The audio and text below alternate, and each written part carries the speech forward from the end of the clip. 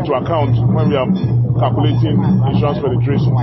So I was comparing Ghana to other countries like Kenya and South Africa, where they come under one umbrella, and as such, when we talk of insurance penetration, the premiums from there are added, so we see that insurance penetration in those countries are higher than what we have in Ghana. In Ghana, when we talk of insurance penetration, it's total gross premium of life insurance and non-life insurance. We don't add health insurance. We don't add pensions and social security, but they are all insurances. So that is why our penetration is always low. So I was just making a comparison. I never mentioned about benefits to judges. Just general business and life insurance is a little below 2%. But I believe that if we have those ones added, I'll probably be hitting about 4 or 5% of insurance penetration. I believe about probably 40 of them around. There are 35, 40. Okay, so how long is the training going to be? Oh, it's for today. Just for today, yeah. So the other regions, how is it going to be? This is the maiden. We'll look at this and see shortfalls and other things, and then every region will have a different approach based on what we learn from every engagement. Okay. 10 regions. We operate from the whole 10 regions, so we have almost spread all over the country. You know, when judges adjudicate, when they decide, they look at the law and give judgment. But when you talk about most of the people out right now, when judgments are given, they do not look at the law. They think that this is what we expect the judge to say, and the judge has said another thing. But you must look at the law. The judge is operating the law. So when judges deliver judgments, and at times you hear some of the comments, you ask yourself, are they sitting as appellate judges on those matters? And the answer is no. So you do not understand. The judge who understands has given judgment. You are dissatisfied. The law is that go on appeal. You know, when we talk about the body, which is a self-correcting institution, the court is number one. So in that sense, we must train them, we must sensitize them to be competent in the law, and we ensure that those stakeholders are complied with the laws.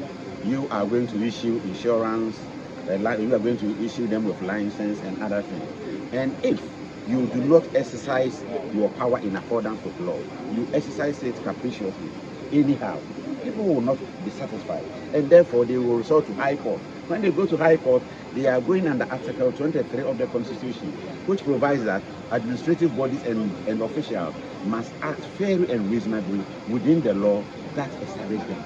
And therefore, if you fail to operate within the law that establishes you, then the High Court will supervise over your activity and may punish them by the exercise of sexual right. And at times they may even stop you, prohibit you from proceeding, from doing a particular act. And that is what we do not want to happen. Therefore, the commissioner and the commission itself must do what is right within the confines of the law. Is that when new laws are made for a group of people, we presume that it is made for them, but it is not for them. They are the regulatory body. So this one we talk about the National Insurance Commission. It is a regulatory body. It must operate within the law. And under the law, we have insurers, reinsurers, brokers, all of them have their functions under the law. So they must understand what the law says, because the law has changed, a new one has come. What does it say? When there is a merger, what is the law on it? So that is why I said that whenever a new law is made, particularly when those operating under the Insurance Act 2021, Act 1036, they must ensure that all the stakeholders in the insurance business are trained for them to understand the new position, so that they will not do things under the old regime. When they go to court, they are reversed, and therefore they must understand the law. Additionally, the district court had limited jurisdiction. It was 10,000 Ghana cedis, and now they have jurisdiction of 500,000 Ghana cedis.